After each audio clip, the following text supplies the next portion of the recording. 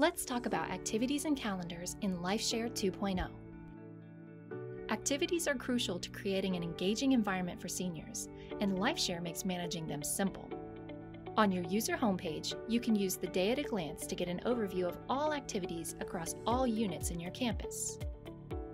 And you can see the activities for a particular unit on the unit homepage. Clicking into the Activities section gives even more detail, with icons showing the activity type, whether it is recurring, and if any notifications have been set up. Use the New Activity button when you need to set up a new activity.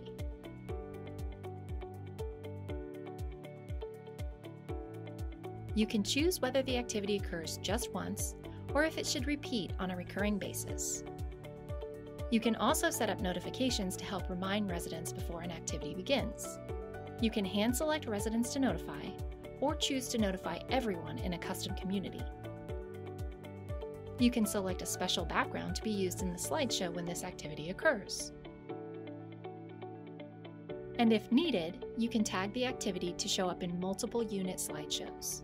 Please note that selecting the campus community will make the activity appear in the slideshow for all units at your campus. Once all your activities have been added, you can publish daily, weekly, and monthly calendars for your residents using the Printed Version button.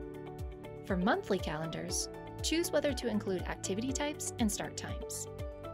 You can see an overview of the blank squares on the calendar and select if you'd like an activity legend or notes to appear in any of those spaces.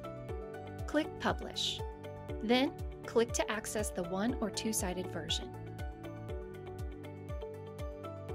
You can access the published monthly calendars at any time using the links at the bottom of the Activities page. If you republish your monthly calendar, the link will reflect the most recent version. If you have questions or would like more info on calendars or activities, please contact our support team. Thanks for watching!